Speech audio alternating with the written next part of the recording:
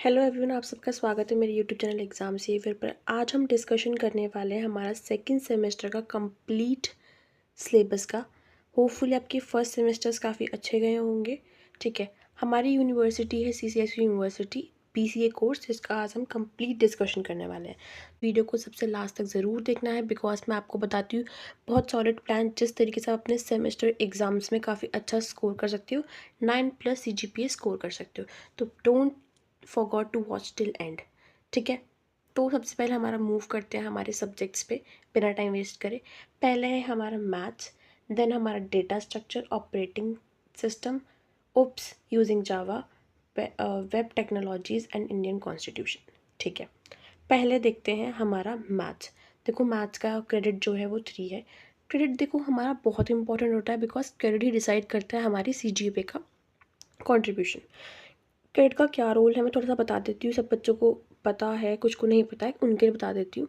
देखो क्या होता है, जनरली आप क्या करो, अगर आपका 70 मार्क्स का पेपर है, ठीक है, जनरल मान लो 100 मार्क्स का पेपर है। अगर आप इसमें मतलब 90+ ले जाओगे तो इतना कुछ फ़र्क नहीं पड़ेगा आपकी CGPA में अपने लो क्रेडिट सब्जेक्ट्स में। जैसे आप देख सकते हो वेब टेक्नोलॉजीज़ का इंडियन कॉन्स्टिट्यूशन में लो है।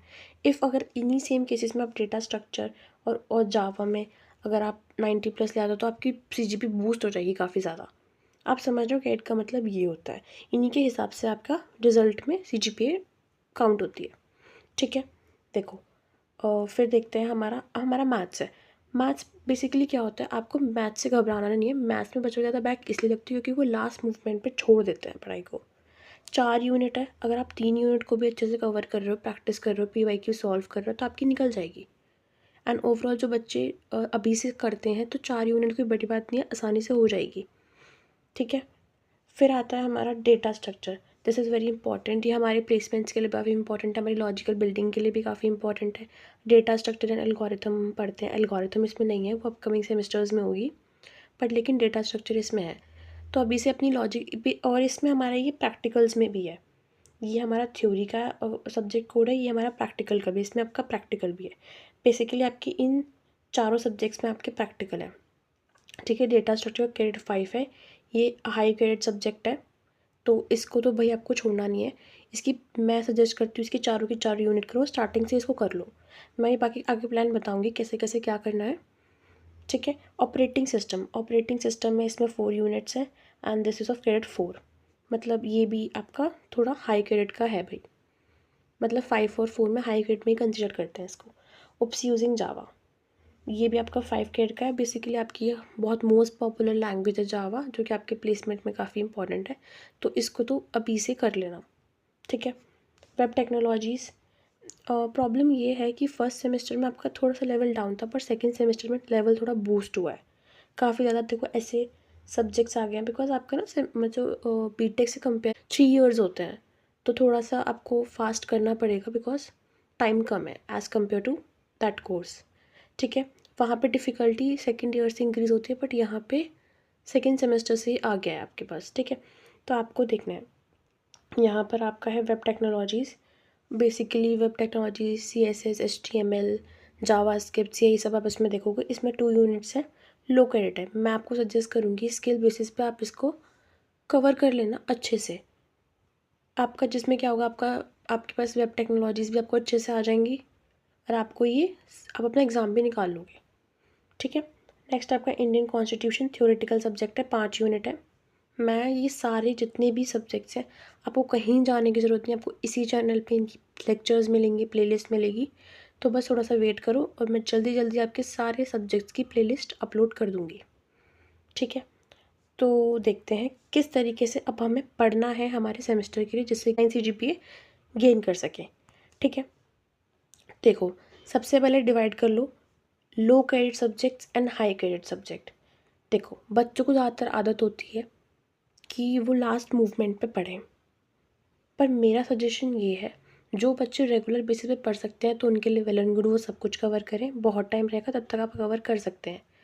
बट जो बच्चे लास्ट टाइम पे पढ़ने की होपफुल रहते हैं, तो मैं उन्हें सजेस्ट करूँगी, वीडियो अगर उन तक पहुँच रही है तो आप एक चीज़ ध्यान करना, लो क्रेडिट सब्जेक्ट्स को चाहे आप एंड में 1 मंथ पहले कवर कर लेना या 1 नाइट बिफोर एग्ज़ाम कर लेना, इतना कुछ इम्पैक्ट नहीं पड़ेगा। बट हाई क्रेडिट सब्जेक्ट उनको पहले से आपको दिमाग में रखना 50% syllabus, at least 50% plus syllabus cover हो चुका हो।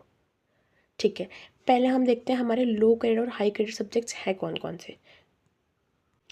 देखो, इसमें हमारे मैथ्स, भाई मैथ्स को भी हम साइड रखते हैं बिकॉज मैथ्स क्या है भाई, डेली प्रैक्टिस करने वाला सब्जेक्ट है।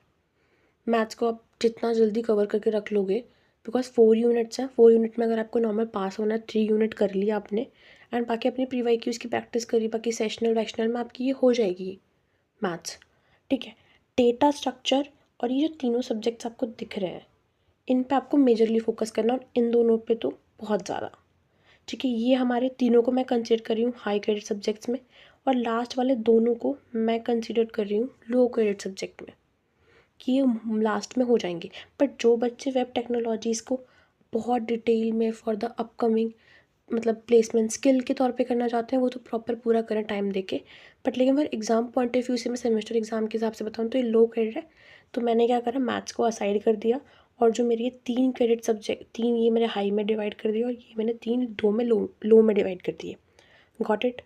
तो आपको करना क्या है कि 2 आप लास्ट में पढ़ सकते हो 1 मंथ बिफोर एग्ज़ाम, पर इन तीनों को, क्योंकि इन्हीं में सबसे ज़्यादा बैक आएंगी आपकी, और इन्हीं में आपको डिफ़िकल्टी होगी लास्ट में जाके।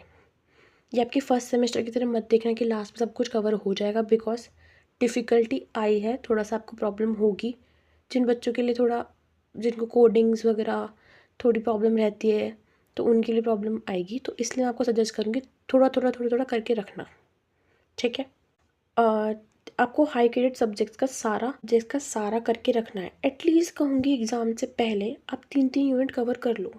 सब में 4 यूनिट्स हैं, लास्ट इसमें 2 यूनिट है और इसमें 5 यूनिट है। एटलीस्ट इनकी 3-3 यूनिट कवर कर लो चारों की। ठीक है, अब क्या देखते हैं हाई क्रेडिट सब्जेक्ट्स का आपको करना क्या है। हाई क्रेडिट सब्जेक्ट का डायरेक्ट हमारा CGP में कंट्रीब्यूशन हाई होता है। मैंने अभी आपको बताया कि जैसे कि 100 मार्क्स का कोई एग्ज़ाम है, और जिसमें आपने लो क्रेडिट सब्जेक्ट्स में 90 प्लस स्कोर किया, तो इतना कुछ खास आपका CGP में बूस्ट अप नहीं होगा।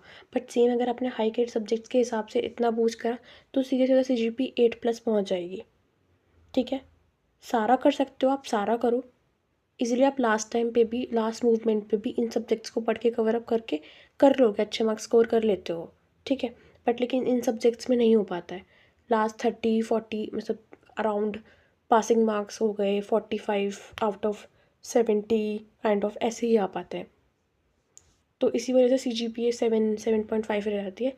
तो उससे अच्छा ये है कि आप स्टार्टिंग में थोड़ा थोड़ा पढ़ के ट्राई टू कंप्लीट सिलेबस। ये मेरा सजेशन है कि अपना सारा कंप्लीट करना है आपको सिलेबस इन यूनिट्स का। ओके, इनकी आप एटलीस्ट अगर 3-3 यूनिट भी कवर कर लोगे, जिनकी 5 है और जिसकी 2 है उसकी 2 पूरी कंप्लीट कर लेना। मैथ्स को डेली बेसिस पे प्रैक्टिस करनी है, एंड जो आपके 3 सब्जेक्ट्स जो हाई क्रेडिट के हैं, आपको इस चीज़ का ध्यान रखना है कि बिफोर 1 मंथ एग्जाम तक आपकी 4 यूनिट में से 3-3 यूनिट अच्छे से कवर हो जाए, जिससे कि आपके मार्क्स उसमें ना कटे, और 1 मंथ बिफोर एग्जाम में आप उसको एक एक यूनिट को कर लेना, आप PYQ सॉल्व कर लेना, आपका वो हो जाएगा। लो क्रेडिट सब्जेक्ट को चाहूँ तो आप 1 डे बिफोर एग्जाम्स पहले भी कर सकते हो, बट वेब टेक्नोलॉजीज़ को थोड़ा पहले पढ़ लेना। क्या पता आपको बिल्कुल समझ में ना आए, पर एग्ज़ाम पॉइंट ऑफ व्यू से मैं उसको अच्छे से करवा दूँगी। बस अब आपको टेंशन लेने की ज़रूरत नहीं है, जब तक मैं आपके साथ हूँ मैं ये सारे सब्जेक्ट्स आपके बहुत अच्छे से कवर करवा दूँगी। ठीक है, तो टिल देन आपको बस एक काम करना है, हमारे अपकमिंग लेक्चर्स के लिए आपसे मिस ना हो, तब तक आपको क्या करना है, मेरे चैनल को करना है सब्सक्राइब। इफ़ अगर आपको ये वीडियो समझ में आई हो, आपको अच्छी लगी हो, तो please hit the like button, और मुझे कमेंट सेक्शन में ज़रूर बताना कि आप इंटरेस्टेड हो। तो आपके लिए एक और अच्छी गुड न्यूज़ है।